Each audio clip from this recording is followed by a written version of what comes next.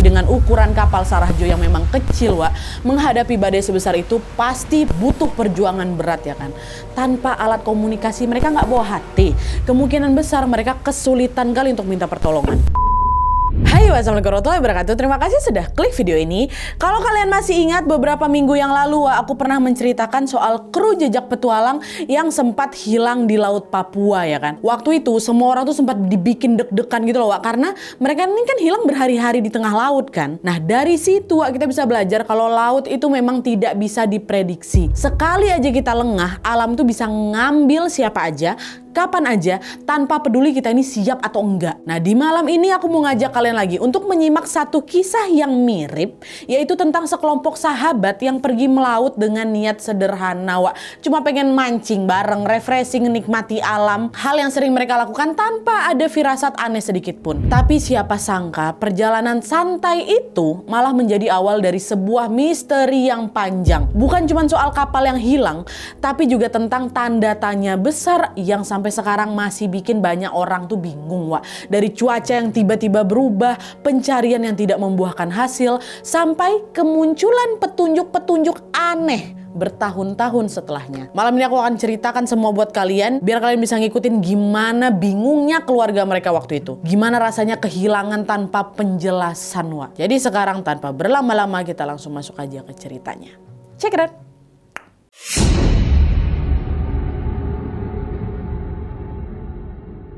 Oke, jadi kisah yang akan diceritakan malam ini dialami oleh sekelompok pemuda. Salah satunya berusia 27 tahun bernama Scott Moorman yang tinggal di pesisir Pulau Maui, Hawaii. Scott ini Wak bukan penduduk asli Pulau Maui ini, melainkan pendatang dari California yang pindah ke sana di tahun 1975. Waktu itu dia ini lagi capek sama kehidupan di kotanya yang kompetitif Wak, jadi dia ini pengen cari suasana baru gitulah yang lebih tenang. Dipilihlah Pulau Maui ini karena orang-orang di sana dikenal hidupnya slow living gitu loh Wak, santai. Nah selain itu sejak kecil Scott ini tuh memang punya impian pengen tinggal di Hawaii yang lokasinya dekat sama pantai, dikelilingi tebing hijau dan juga ada banyak sekali pesona alam tersembunyi. Jadi dia tuh juga bisa menjelajahi alam lah gitu kalau misalnya tinggal di Hawaii. Saat berada di Pulau Maui ini Wak, Scott ini nggak punya keluarga, memang dia tinggal bersama komunitas kecil yang bernama Nahiku. Komunitas yang gaya hidupnya santai dan juga sangat dekat kali sama alam lah gitu. Orang-orang pecinta alam juga lah Wak. Nah setelah 4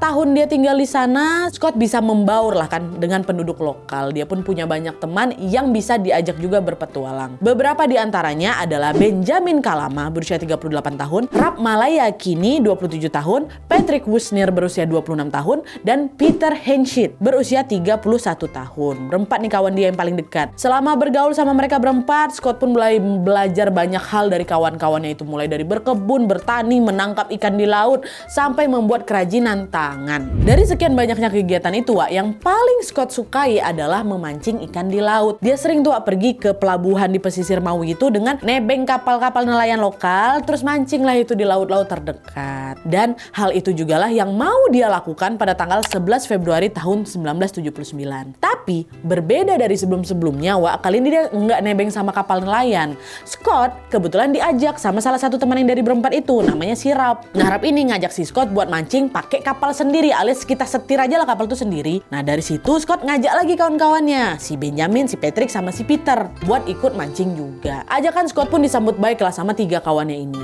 Tapi waktu itu Wak, udah ada 5 orang nih yang mau mancing ya kan. Tapi yang jadi masalah, di antara 5 orang itu nggak ada satupun yang punya kapal. Jadi mereka harus cari pinjaman dulu nih ke orang lain.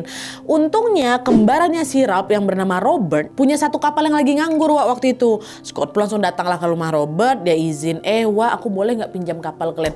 Kapal kau, aku mau mancing. Nggak lama kok, paling jam 3 ini udah balik gitu. Pagi dia datang ke sana kan. Oh boleh bang, kata si Scott kan. Boleh bang, tapi jangan dibawa jauh-jauh ya, terus jangan dirusakin katanya. Wah nah iyalah aman kata dia kayak gitu. Dah lah, kapal milik Robert yang dipinjam sama Scott dan kawan-kawannya ini Wak, jenisnya Boston Whaler atau perahu motor kecil yang biasanya memang dipakai untuk mancing sama nelayan. Memang kapal-kapal kayak gitulah, sejenis kayak gitu. Panjangnya sekitar 5,2 meter aja Wak, jadi cuma muat 4-6 penumpang aja. Mesinnya berupa motor tempel yang terpasang di bagian belakang kapal dan bahan bakarnya adalah bensin. Nah, bodi kapal ini terbuat dari fiberglass Wak, jadi sejenis bahan yang ringan tapi kuat. Jadi aman kali kalau misalnya mau dipakai untuk melaut. laut. Dan selain itu di bagian bodi kapal ini Wak juga ada tulisan Sarah Joe. Jadi mereka nyebut kapal itu dengan kapal Sarah Joe ya.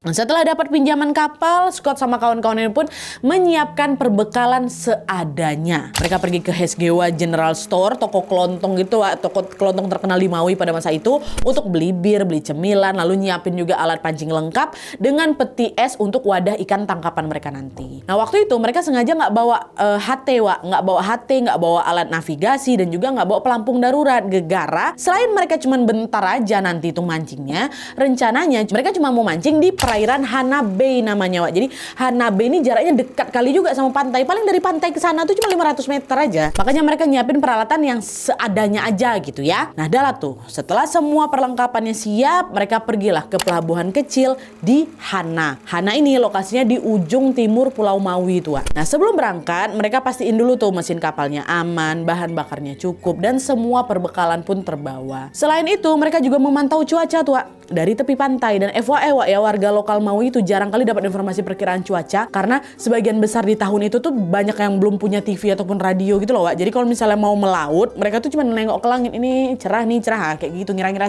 cuaca sendiri lah. Nah, siang itu Scott dan teman-temannya pun ngeliat lah langit di atas memang cerah kali Wak. Jadi mereka ngerasa aman-aman aja nih untuk pergi melaut ya kan. Mereka pun memulai lah perjalanan sekitar jam 10 pagi. Nah, kapal Sarah Joe yang mereka tumpangi nih Wak berlayar ke tengah laut menuju ke batas perairan Hana Bay. Bentar Wak, nggak sampai 15 menit bahkan Scott sama kawan-kawannya udah nyampe di titik itu. Dan ternyata di sana ada 3 kapal nelayan lain Wak yang juga lagi nyari ikan di sana. Jadi nggak cuma kapal mereka sendiri aja di situ, ada nelayan-nelayan nengok mereka juga di situ gitu kan. Dah akhirnya mereka berlima nih nyari lah spot yang dirasa pas untuk mancing, yaitu di dekat laut terbuka tapi masih dalam perbatasan Hana Bay Wak. Cuman mereka ke arah laut yang terbuka gitu lah. Nah, di sanalah mereka mulai lempar umpan ke laut gitu, mulai mancing gitu kan. Terus sambil nunggu umpannya termakan, mereka berlima kelihatan lagi duduk-duduk santai, ngobrol-ngobrol, makan cemilan, dan juga nanti waktu udah begitu dapat ikan langsung heboh masukin dalam peti. Dan inilah pemandangan yang terakhir kali dilihat sama nelayan-nelayan di sekitar perahu mereka. Kelihatan tuh mereka lagi seru-seru lah, lagi mancing kan, seru kali kan Wak. Terus setelah 2 jam memancing, kapal Sarah Joe dan para kawan-kawannya ini Wak diperkirakan sudah mendapatkan cukup banyak hasil tangkapan. Cuaca cerah saat itu mungkin membuat mereka ini memilih untuk bertahan sedikit lebih lama Wak di tengah laut itu. Tapi sekitar jam 1 siang, situasi langit tuh mulai berubah gitu loh Wak. Langit yang tadinya kan terang kali kan, langsung perlahan gelap. Angin langsung bertiup kencang dan dalam waktu singkat badai besar tuh ngantam perairan Hana Bay tuh. Wah, langsung datang tiba-tiba. Nah, nelayan-nelayan lain yang lebih dekat ke dermaga, kan ada nelayan-nelayan lain tuh. Cuman kan mereka nggak yang ke arah laut terbuka kan, mereka masih dekat bibir-bibir Hana Bay. Langsung lah mereka nyalain mesin dan bergegas kembali ke daratan. Salah satu di antara mereka ada ngelihat kalau si kapal Sarah Joe itu juga panikan gegara datang badai itu. Tapi dengan ukuran kapal Sarah Joe yang memang kecil Wak, menghadapi badai sebesar itu pasti butuh perjuangan berat ya kan. Tanpa alat komunikasi mereka nggak bawa HT, kemungkinan besar mereka kesulitan kali untuk minta pertolongan. Oh, kelihatan tuh dihempas apa gitu kan. Nah, di tengah hempasan ombak dan juga tiupan angin kencang, kapal Sarah Joe ini pun terseret arus Wak ke arah tenggara menuju ke Selat Aleuni Haha. Ya, itu nama selatnya. Aku nggak tahu cara sebutnya, pokoknya tulisnya Alenui Haha, ya ke selat situlah. Sebuah kawasan laut yang dikenal sangat berbahaya di kalangan pelaut lokal Wak. Karena apa? Karena ada pertemuan arus sama pertemuan angin yang ekstrim kali di sana. Ombak di sana tuh Wak bisa sampai 3 sampai 6 meter gitu loh. Dan dari situlah Wak mereka mulai menghilang. Kabar menghilangnya kapal Sarah Joe ini Wak menyebar ke masyarakat Maui melalui informasi dari nelayan-nelayan tadi kan. Mereka pun mulailah melakukan pencarian besar-besaran untuk menemukan Scott dan kawan-kawannya ini. Nah, setelah kapal Sarah Joe ini hilang Wak, sore harinya sekitar jam 5 sore, keluarga Ralph dan Benjamin, kawannya si Scott itu khawatir karena kok anak-anakku belum balik ini ya kan.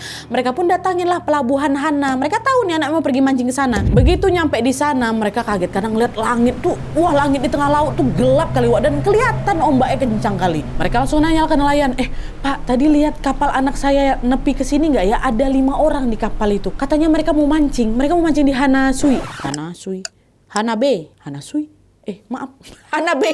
Ya Allah. Bu, bentar.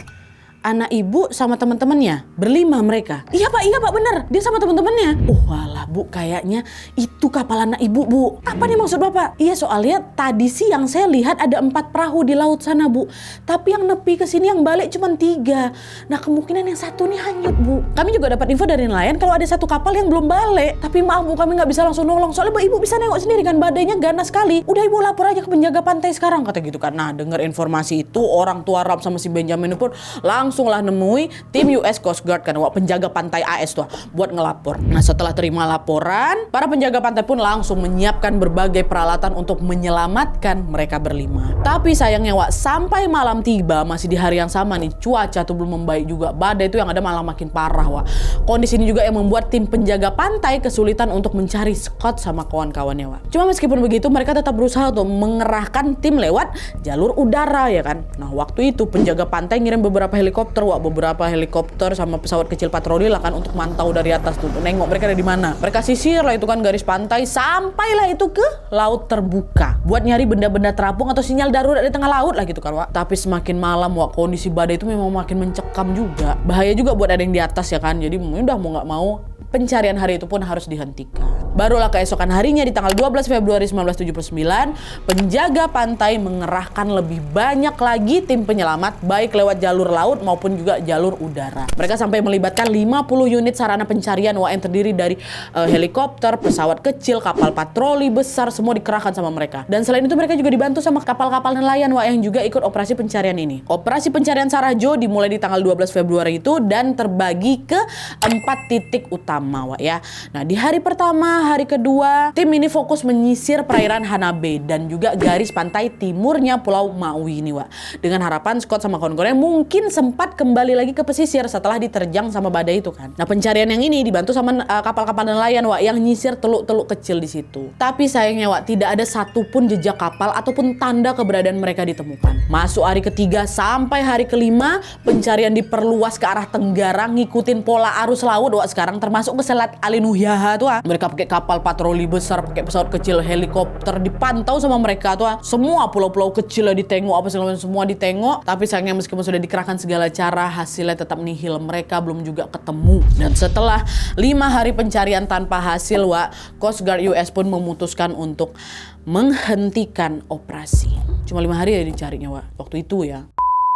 Nah, setelah pencarian dihentikan, teman-teman Scott di komunitas mereka Nahiku itu, berusaha untuk mencari bantuan dari warga lokal. Mereka nggak nyerah di situ, Mereka yakin kalau Scott sama kawan-kawannya ini kemungkinan masih hidup. Kenapa? Gara-gara selama masa pencarian tuh nggak ada satupun jejak-jejak bangkai kapal ataupun jasad manusia lah gitu yang ditemukan, nggak ada, sama sekali nggak ada. Dan selain itu mereka juga yakin kalau Scott sama kawan-kawannya yang notabene-nya ini udah berpengalaman melaut, pasti mereka bisa lolos dari serangan badai. Mereka udah tahu kok caranya gimana gitu kan. Nah, berbekal dari keyakinan itu, teman-teman Scott dan juga komunitasnya Nahiku pun akhirnya menggalang dana sampai berhasil mengumpulkan 50.000 USD atau sekitar 31 juta rupiah di tahun itu. Nah, dana itu dipakai untuk nyewa kapal patroli dan juga pesawat swasta untuk melanjutkan pencarian. Karena kan udah ditutup sama si yang pertama kan, US Guard kan. Mereka sisir lagi tuh area laut yang lebih luas lagi. Bahkan kalau di total nih, dari hari pertama sampai beberapa minggu berikutnya, luas area yang udah ditelusuri sama kawan-kawan ini, sampai 145.000 km persegi ya. Bayangkan sama kalian berapa kali mereka mutarin di sana. Tapi itulah pencarian besar-besaran sepanjang selama itu tetap tidak membuahkan hasil sama sekali. Bingung mereka di situ. Kok bisa? Kita udah nyari kemana-mana apa segala macam, udah nggak ada, nggak bisa. Nah, akhirnya tim penyelamat yang kedua ini, kawan-kawannya dan lain sebagainya itu yang swasta-swasta ini akhirnya memutuskan juga untuk menghentikan total operasi pencarian mereka. Barulah setahun kemudian setelah mereka menghilang, pihak keluarga dan juga teman-teman Nahiku pun menggelar peringatan duka atas hilangnya para korban, Dan beberapa tahun setelah peringatan itu, tragedi yang menimpa Scott dan juga kawan-kawannya tetap menjadi misteri yang belum terpecahkan. Hingga 9 tahun kemudian, 9 tahun ya, masyarakat Hawaii dikejutkan dengan penemuan tidak terduga di sebuah pulau kecil. Penemuan itu mengawali berbagai spekulasi atau teori tentang misteri hilangnya kapal Sarah Joe.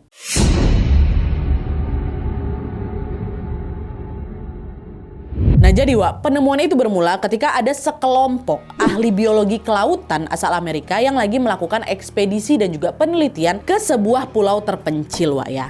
Nah kelompok ini terdiri atas John Naughton dan juga 4 kawan lainnya, 5 juga mereka. Mereka tergabung dalam Organisasi National Marine Fisheries Service yang sedang menjalankan misi penelitian di kawasan Pasifik Wak ya. Nah untuk memulai misi itu pada tanggal 10 September 1988 sekitar jam 11 malam, John sama kawan-kawan ini berlayarlah melewati lautan Pasifik dan mendarat di Atol Taunggi namanya. Nah, FYI Wak, Atol Taunggi ini adalah pulau terpencil kali di Kepulauan Marshall sekitar 4.200-an kilometer dari Hawaii Wak. Dengan luas daratan cuma 3 km persegi aja, dan pulau ini berbentuk cincin yang mengelilingi laguna beriklim panas, kering dan berangin sehingga nyaris tidak bervegetasi selain kelapa liar dan juga semak-semak ya. Nah karena kondisi alamnya di sana ekstrim dan juga jauh kali dari jalur pelayaran utama, Taunggi nih jadi nggak berpenghuni Wak. Paling cuma habitat burung sama penyu laut aja di sana, dan juga sesekali memang dipakai untuk area penelitian gitu loh sama ahli-ahli peneliti. Nah balik lagi lainnya kita ke cerita waktu John sama timnya sampai di Atol Taunggi ini. Jadi setibanya mereka di sana, mereka mulai menyusuri garis pantai itu Wak, di tepi baratnya. Mereka jalan lah itu berlima kan sambil memantau ekosistem di daratan dan juga mencatat makhluk-makhluk hidup apa aja yang tinggal di sana. Kan mereka lagi penelitian kan. Nah nggak cuma itu aja, beberapa dari mereka juga ikutan nyelam ke laguna di tengah pulau itu untuk ngecek ekosistem di bawahnya itu ada apa aja gitu kan. Nah setelah nyisir pantai barat itu, sore harinya John sama si tim mulai bergerak ke sisi timurnya. Mereka carilah itu beberapa spot dan mencatat setiap jenis tumbuhan maupun hewan yang hidup di area timur itu. Tapi nggak lama kemudian Wak, salah satu kawannya si John teriak, John sini kok John, bentar sini gitu, ada benda aneh di sini kata gitu. Nah dengar teriakan itu John sama yang lain langsung dekat kan, ada apa Wak, nemu apa kau kata? Itu loh di belakang semak-semak ada bangkai kapal Wak. Hah? Bangkai kapal? Pergi langsung mereka nyusul ke sana kan Wak. Nah waktu si John ini menyibak semak-semak di sana, dia ngelihat bangkai sebuah kapal memang Wak. Dan setelah dicek lebih dekat, ternyata kapal itu adalah perahu motor yang kondisinya setengah terkubur pasir ya. Udah bingung John sama kawan-kawannya, mereka tahu betul kalau pulau ini kan nggak mungkin disinggahi sama orang ya kan, selain untuk penelitian. Gimana ceritanya ada kapal yang bisa terdampar di sini? Akhirnya mereka gali lah itu pasir-pasir yang dekat perahu itu untuk ngelihat kondisi utuh bodi kapal itu. Dan waktu kapal itu diangkat ke perahu lah kita bilang, aku kapal tuh dalam pikiranku kapal besar gitu. Perahu lah, kapal aja lah kapal, namanya kan kapal Sarahjo. Waktu kapal itu diangkat, mereka tengok Wak, di badan kapal itu ada tulisan Sarahjo. Terkejut mereka berlima semua. Si John ini langsung ingat sama kejadian 9 tahun lalu Wak. Kan kabar tuh heboh kali tahun itu kan. Nah, si John langsung ingat waktu dia dengar berita soal operasi pencarian kapal Sarahjo yang hilang di perairan Hanabe ini, dia langsung ini nih kapalnya gitu. John sama sekali nggak nyangka kalau kapal itu bisa terdampar sampai Atol Taunggi itu, jaraknya ribuan kilo loh Wak dari Hawaii. Nah dengan temuan itu John sama timnya ini berasumsi mungkin aja para penumpang dari kapal Sarahjo ini ada di sekitar sini. Bisa jadi entah dalam kondisi hidup atau juga meninggal. Pasti mereka ada di sini gitu kan. Jadi akhirnya mereka sepakat nih Wak untuk nyisir area Atol Taunggi lebih dekat lagi kan. Mereka kesampingkan dulu tugas penelitian dan beralih untuk mencari para korban nih. Terus beberapa menit kemudian John ngeliat Wak, ada tanda salib di atas gendukan pasir yang dikelilingi batu. Jadi macam kuburan, macam makam. Jaraknya cuma sekitar 100 meter gitu Wak, dari penemuan si kapal ini ya. Nah John menduga ini pasti ada orang dikubur di situ tuh. Ya kan macam kuburan, ada tanda salibnya pula. Dan betul aja waktu digali sama mereka kan, temu sisa tulang belulang manusia. Yang bikin merinding, tulang belulang itu kelihatan macam masih fresh gitu loh, macam baru beberapa bulan dikuburkan. Bukan yang lapuk kali, bukan, tapi kayak baru beberapa bulan dikuburkan di situ. Dan selain itu, mereka juga nemu ini Wak, buku kecil yang isinya cuma lembaran-lembaran kosong yang dikasih pembatas aluminium foil. Ya, buku itu nggak ada tulisannya dan tidak memberikan petunjuk apapun mengenai identitas pemiliknya atau asal-usulnya, nggak ada. Tapi John sama timnya menduga kalau mungkin aja buku ini milik si tulang belulang ini atau salah satu penumpang dari kapal Sarahjo. Dapat satu jasad di sini kan. Wah, akhirnya mereka lanjut lagi lah cari jasad yang lain. Barangkali ada juga yang berempat ini kan. Sayangnya setelah beberapa hari mereka menelusuri Atol Taunggi untuk mencari mereka berempat aja tuh Wak ya, yang 4 jasad lainnya ini tidak ditemukan. Nggak ada, cuma 1 tuh aja lah.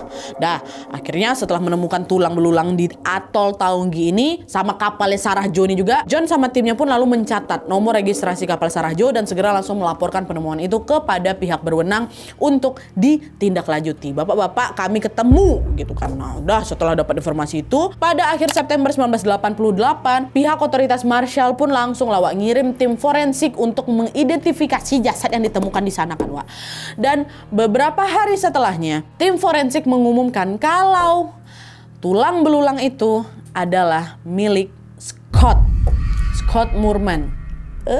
Penumpang kapal Sarah Jo tuh, itu Scott yang terkubur di situ. Kabar penemuan jasad Scott Moorman ini pun langsung menyebar, semua kan heboh di sana, sampailah itu didengar di telinganya keluarga si Scott. Setelah 9 tahun tanpa kabar, harapan yang sempat padam ini perlahan mulai muncul kembali, khususnya untuk 4 kawan-kawan yang lainnya. Akhirnya tanpa pikir panjang, keluarga dan juga kerabat Scott dan juga 4 keluarga yang lainnya bergeraklah itu melakukan pencarian besar-besaran di sekitar atol Taunggi. Berbekal dari harapan tipis, keluarga mereka bersama relawan pun mulailah menyisir setiap jengkal daratan dari atol Taunggi itu. Mereka turun juga ke Laguna, nyelam ke perairan dangkal, bahkan nyelam juga lebih dalam ke sekitar bangkai kapal itu kan. Berharap bisa menemukan jejak kawan-kawan Scott yang lain ya kan. Setiap sudut pokoknya mereka cari ya, setiap bayangan di dasar mereka periksa, tapi hasilnya tetap jauh dari harapan, Wak. Yang mereka temukan waktu dari penelusuran ini, yang mereka temukan hanyalah mesin motor tempel dan juga beberapa tulang belulang lagi yang nggak begitu jauh dari kuburan. Tapi setelah diperiksa, tulang belulang itu ternyata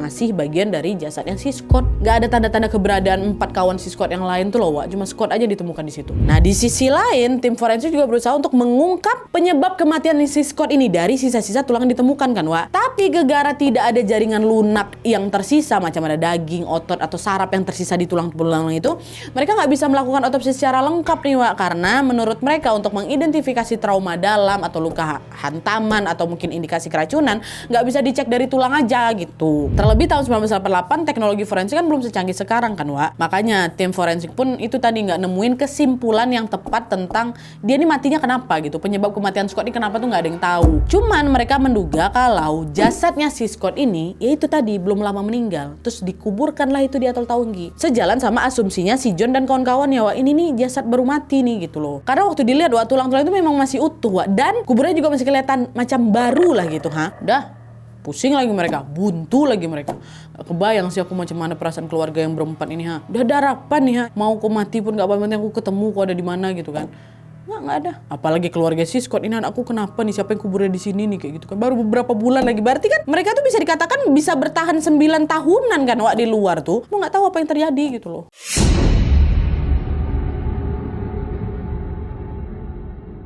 Nah, setelah penemuan kapal Sarah Jo dan juga jasad Scott Moorman ini ditemukan di atol Taunggi, Wak, banyaklah itu spekulasi dan juga teori yang bermunculan dari masyarakat sekitar. Teori pertama adalah beberapa pihak menduga kalau kapalnya Sarah Jo ini dihantam badai selama berbulan-bulan, gak cuma sehari 2 hari, berbulan-bulan di tengah laut, dan mengakibatkan 4 orang di dalamnya, situlah si Benjamin, Patrick, Rob, sama si Peter tenggelam di Samudra Pasifik. Sedangkan si Scott enggak, Wak. Scott tuh masih bertahan gitu loh di kapal. Terus dia ikut nih terseret ribuan kilometer sampailah nyampe di atol Taunggi, terus meninggal di sana. Itu teori pertama. Cuman teorinya juga sempat dibantah, Wak. Karena kan Scott kalau memang betulan dia terdampar sendirian, siapa yang nguburin jasad dia? Gak mungkin yang ngubur dirinya sendiri ya kan. Itu tuh bukan yang setengah kekubur, Wak. Kekubur semua. Itu teori pertama. Teori kedua adalah, Wak, ini yang teori yang aku pribadi ngerasa lumayan cukup masuk akal gitu ya.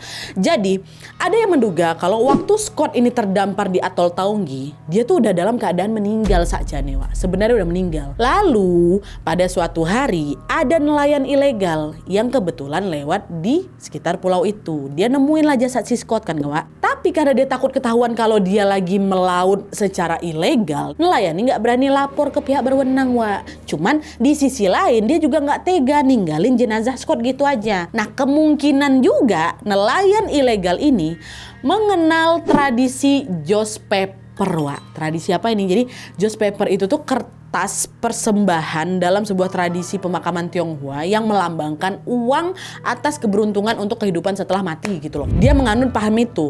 Tapi karena waktu itu dia nggak punya bahan yang layak untuk sesembahan itu, Wak, dia pun pakailah buku kecil buku kecil tadi tuh yang berisi lembaran kosong ditambah sama dia pembatas aluminium foil. Itu tuh sebagai simbol penggantinya gitu loh.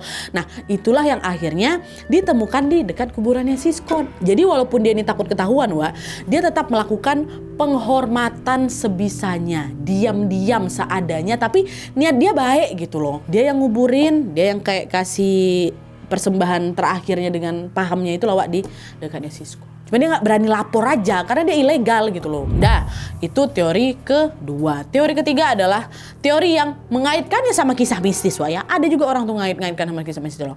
Jadi sebagian masyarakat Hawaii percaya kalau kapal Sarah Joe dan juga para penumpangnya ini diambil oleh laut karena melanggar pantangan. Entah bisa jadi mereka ini ngerusak alam atau lainnya lah kayak gitu ya. Terus beberapa tahun kemudian laut mengembalikan bangkai kapal beserta satu penumpang, which is siapa? Si Scott, di pulau tidak berpenghuni itu. Mereka semua ini yang percaya sama teori ketiga ini percaya kalau orang itulah yang dipilih laut untuk ngasih petunjuk dan juga peringatan ke manusia biar tetap menjaga keseimbangan alam gitu loh. Si Scott inilah yang kembalikan gitu. Sedangkan 4 orang lainnya itu tetap ditahan di laut. Dan terkait dengan kuburannya si Scott, beberapa orang ini percaya kalau jasadnya si Scott ini dikuburkan oleh si penjaga gaib itu di atol Taunggi itu. Itulah kenapa kuburannya kelihatan terawat, kelihatan rapi gitu kan. Nah, orang sana juga percaya mistis kayak gitu. Tapi udahlah ya, terlepas dari teori-teori itu, yang jelas Scott dan kawan-kawannya pasti mengalami masa-masa sulit waktu dihantam badai berbulan-bulan, bahkan bertahun-tahun. Gak kebayang sih aku gimana seramnya kejebak di laut dalam kondisi hujan badai sampai terdampar di pulau terpencil pula ya kan. Bahkan penyebab terdampar kapal Sarah Joe dan juga jasad Scott Moorman di atol Taunggi ini masih jadi misteri sampai sekarang. Di mana keberadaan 4 kawannya si Scott itu kan belum juga diketahui juga sampai sekarang. Kalau menurut kalian gimana, Teori mana yang paling masuk akal? Atau pasti nih, aku percaya mungkin di antara kalian punya pandangan sendiri tentang kasus ini. Tulis semua di kolom komentar di bawah ya. Apapun itu, semoga kejadian tragis ini tidak terulang lagi di kemudian hari. Amin. Oke, jadi itu tadi kisah tentang kapal Sarah Joe yang hilang misterius setelah dihantam badai di perairan Hanabe. Kisah hilangnya kapal Sarah Joe ini memang penuh tanda tanya kali. Bukan soal kecelakaan besar atau konspirasi rumit, tapi tentang betapa kecilnya kita di hadapan alam. Kadang nih ya, manusia tuh merasa udah cukup berpengalaman gini, udah cukup berhati-hati. Tapi kalau misalnya alam memutuskan berkata lain, kita tetap nggak ada apa-apanya gitu loh. Laut dengan segala keindahannya selalu punya sisi gelap yang gak kelihatan dari permukaan. Dari kasus ini kita juga sama-sama bisa belajar bahwa rasa hormat terhadap alam itu bukan cuma soal adat atau juga tradisi, tapi juga soal kesadaran bahwa manusia cuma numpang lewat aja di dunia ini. Sarah Joe mungkin cuma satu dari sekian banyaknya kasus di mana alam mengambil dan menyimpan rahasia sendiri. Kita gak selalu dapat jawaban atas semua pertanyaan itu, dan kadang juga nih justru disitulah letak pelajarannya. Jadi buat kita semua nih, buat aku juga yang hidup di zaman serba canggih ini, jangan pernah meremehkan kekuatan alam. Sekecil apapun aktivitas di luar sana, entah itu lagi mancing, kalian lagi mendaki, kalian sekedar eksplorasi aja, tetap butuh rasa hormat dan juga kesiapan. Karena pada akhirnya alam itu tidak pernah janji kita bakal pulang dengan selamat. Ya, oke. Oke, jadi sekian, aku dari tadi belum ada minum loh. Ntar ya. Oke, jadi sekian dulu videonya. Terima kasih banyak yang sudah menonton. Kalau kalian suka video ini, klik like-nya. Jangan lupa komen di bawah dan saran-saran untuk selanjutnya. Jangan lupa nyalain notifikasinya supaya kalian tahu kalau aku upload video baru. And as always, jangan lupa untuk klik tombol subscribe supaya kalian sama-sama tahu informasi menarik dan menegangkan dari channel aku. See you next video, bye.